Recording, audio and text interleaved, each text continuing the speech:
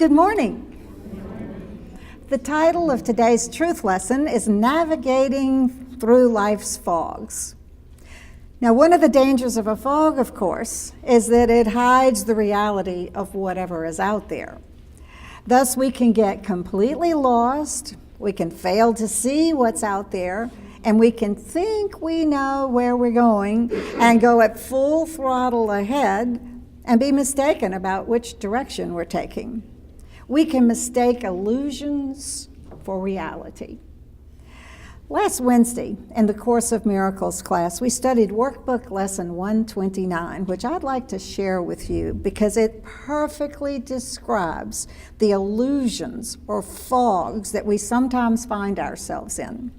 The lesson is entitled, Shifting Our Attention to the Real World. And it goes like this. Our emphasis is not on giving up the world, but on exchanging it for what is far more satisfying, a world filled with peace and joy. Is it a loss to find a world instead where losing is impossible, where love endures forever, hate cannot exist, and vengeance has no meaning? Is it a loss to find that all things that you really want and know have no ending? Value not the little things of this world, and they will disappear. Esteem them, and they will seem real to you. Such is the choice. What loss can it be for you in choosing not to value nothingness? This world holds nothing that you really want. Beyond this world, there is a world I want. I choose to see that world, for here is nothing that I really want. If we'll just think about it for a minute, beyond the world of illusions, beyond believing in the worldly values, is a completely different reality. And we can birth that reality. And when we do, we'll realize that everything else has been as living in a fog by comparison. So what is this real world? It is the perception of our oneness and in love in God. We become aware of the real world when we let go of giving value to the little things of this world, like the belief that materiality and the outer world is all there is. When we shift our attention from belief in these illusions to the real world, where only love and unity are seen, it clears away the fog that most of us are navigating in a good bit of the time. Plato probably best describes this in his cave allegory. People had been chained in the cave their whole lives, sitting there facing the back of the cave where they saw all these shadows of the real life that was going on outside of the cave. But these people thought the shadows were reality. That's all they had ever known. When a few of them got unchained and turned around, they refused to believe that the life they saw outside was the real one, so they stayed in the cave. A few brave souls ventured outside to check it out, but they soon returned. They preferred the security of their chains and their old beliefs that the shadow reflections on the back of the cave were reality. It was just too hard to readjust. This leaving the chains and belief in shadows is the rebirth that Jesus and every holy person has ever spoken of. It is seeing through a glass darkly and then face to face. The French writer Anatole France once said, You must be dead in the one life to enter the next. He was not speaking, of course, of death of the physical body, but instead of a complete death to opinions, false beliefs, and habits, so one can move on to live in a higher way, in clarity, in truth. There's an old Hindu story that goes, I dreamed that I was walking through a large city. I saw many people of many types. They were all in a rush to get somewhere, and they seemed to be quite preoccupied. As it was, I was not sure where I was going either, but I too seemed to be in a hurry. Yet at some point, an awareness dawned on me. I think this is a dream. But I wasn't so sure, so I stopped a man in mid-stride and said to him, Is this real? He looked at me as if I was crazy and said, Of course it is. Traveling a bit further into the crowd, I stopped a woman and asked, Are you real? The look on her face revealed that she was quite insulted, and then she replied, I am as real as you. As I continued milling through the crowd, I saw an old man with a white beard sitting on a blanket. He seemed to be a sadhu. A sadhu is a Hindu holy man. Everyone seemed to ignore him, but I ran up to him and interrupted his meditation by blurting out, Is this all a dream? He opened his eyes and looked at me with a knowing smile, and he spoke quietly. Yes, it is a dream, but don't say that too loudly. These people will think you're crazy.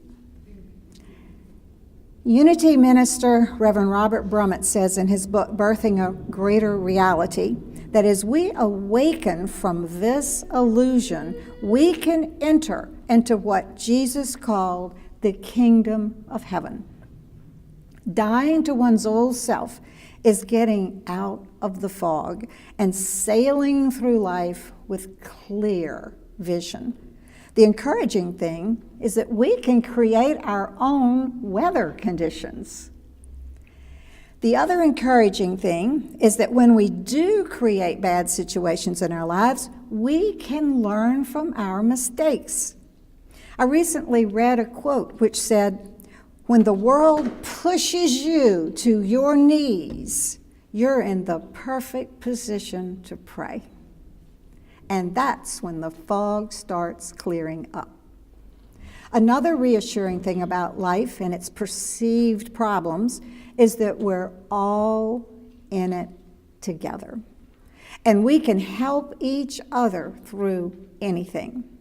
As Martin Luther King Jr. once said, we may all have come on different ships, but we're in the same boat now. Sometimes, to navigate life's fogs, it takes a little faith.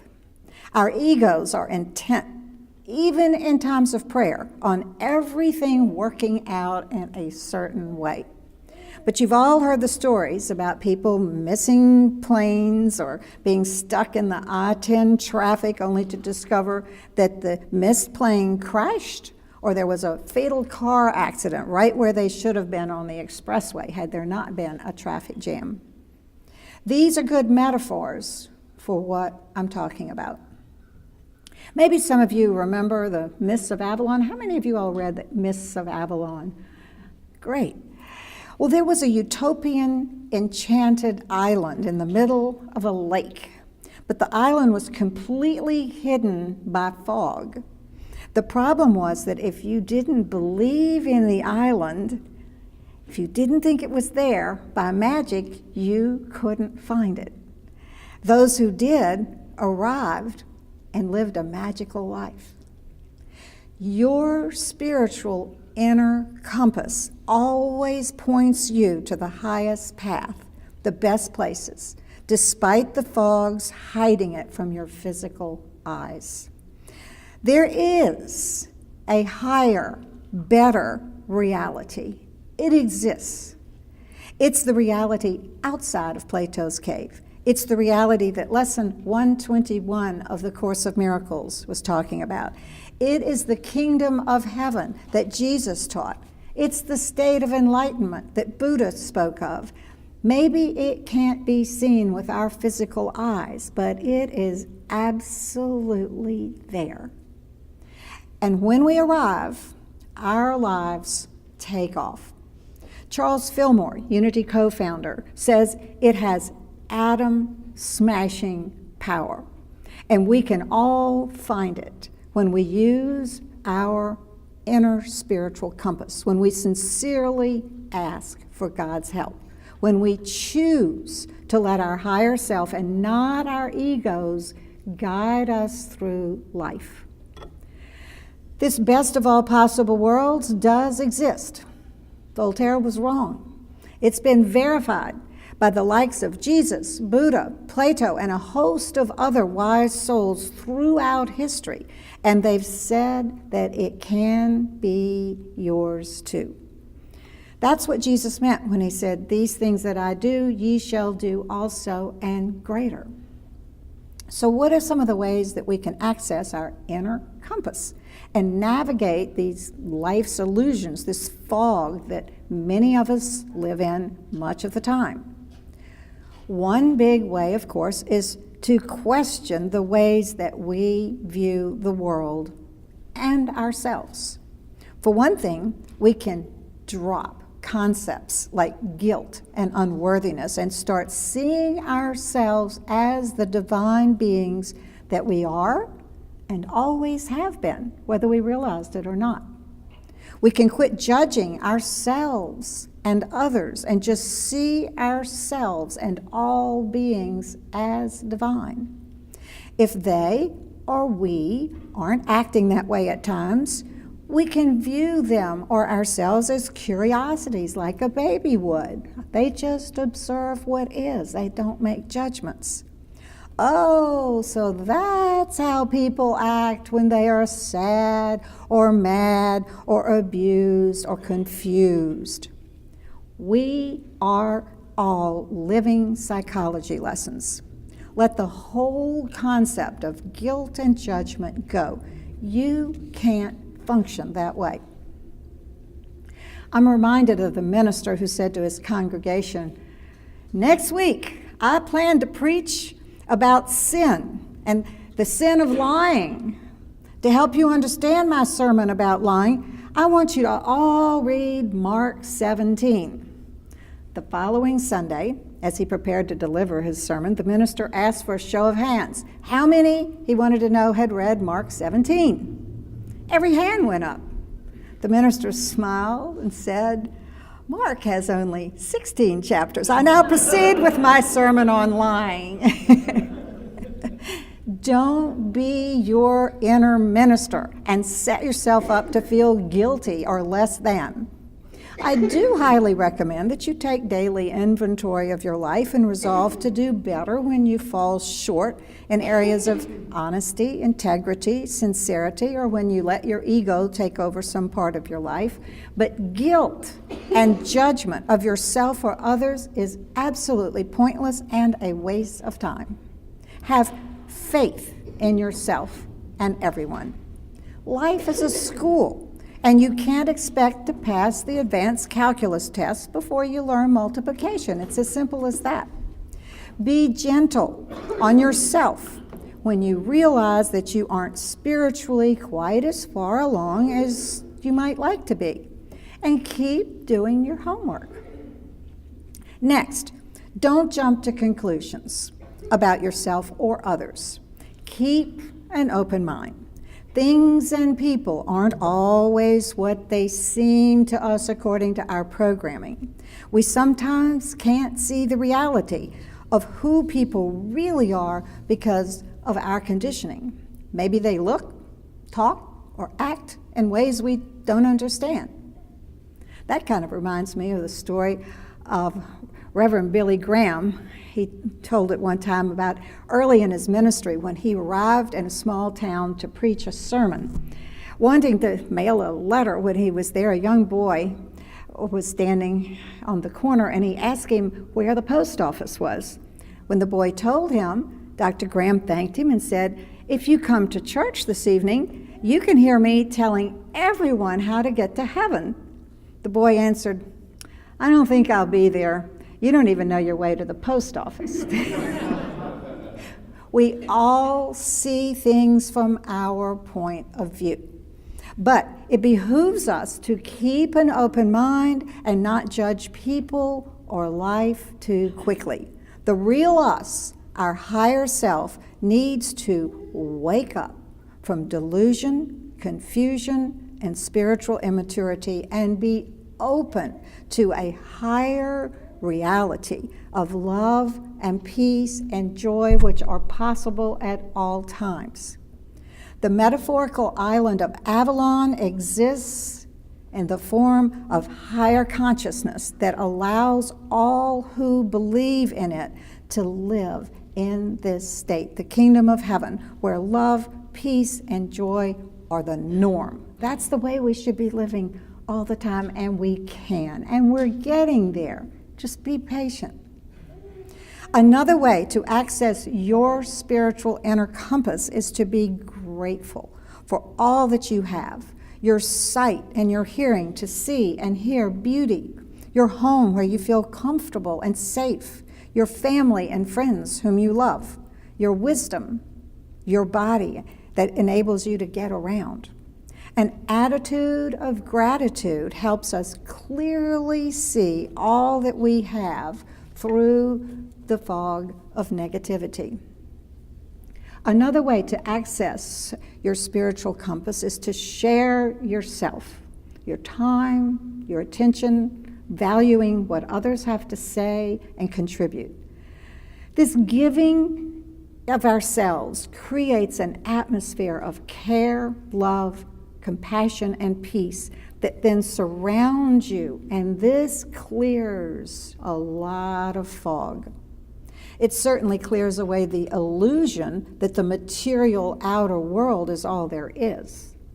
It may defy logic that the more we give of ourselves and our time and our attention and our efforts, the more we have, but it is true. Another way to free yourself from life's illusion is to free yourself from attachments, from thinking that we can't go on or be happy if we can't have or keep someone or something or some situation. All things change. That's just a fact of life. We change, and life goes on. When we let our attachments go, we can open up to a whole new way of viewing things and life, our lives, whole new way of viewing ourselves. I always think of the joke about the Buddhist vacuum cleaner. It comes without attachments. May we all be more like the Buddhist vacuum cleaner and relinquish our attachments so that we can see another reality, a higher one. May we wake up, as Jesus said so many times and in so many different ways. Wake up. And that is what I'd like for you to think about in the coming week. I don't ask you to read the 17th chapter of Mark, but I would really encourage you to think of ways to navigate through the illusions and fogs of life so that you can quit living a programmed ego vantage point type life and start accessing your higher self. I say accessing because it's always there. It's your Christ self. It's your God self. This will enable you to steer through the illusions and the fogs of life. Most of us go through life in a fog a lot of the time. That is, we're on automatic. That may work for a while on a straight country road with no cars, no cows. But if there is a curve in the road or a cow crosses it, we're in trouble. Especially if we hit a cow in India, right? There is a higher reality. There is a higher way to live, and we can access that reality. We just need to open our minds to see through the fog of years and years of programming and our limiting intellects and our habits. Sometimes it takes a little faith at first. Other times it takes courage to step into the unknown light from the dark cave. It ultimately means letting go of a sense of who we are. Our false personality, our ego identity, our false self, our lower self.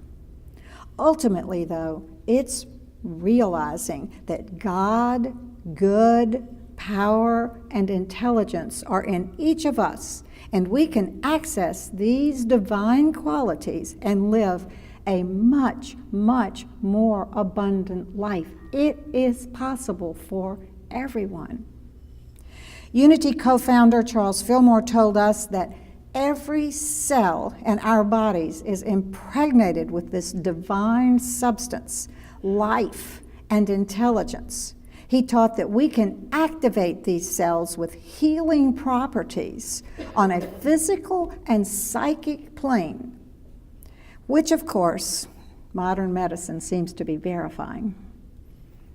So, have faith in truth, this higher reality. Have faith in it. Know that it does exist.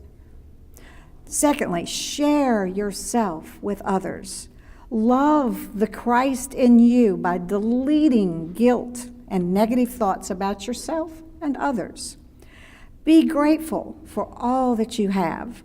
Let go of your attachments about the way that you and other people and the world should be. Just let go of the attachments. So that's the way it is. That's the way they are.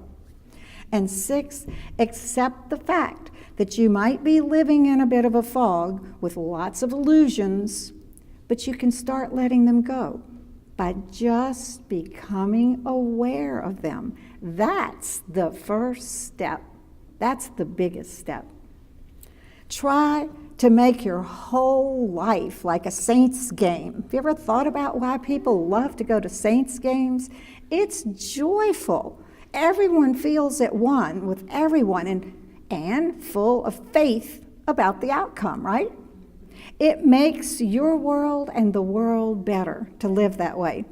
And I heard unofficially recently that the night of the last Saints game, there was not one arrest in the city. Is that right, Tony? Do you know?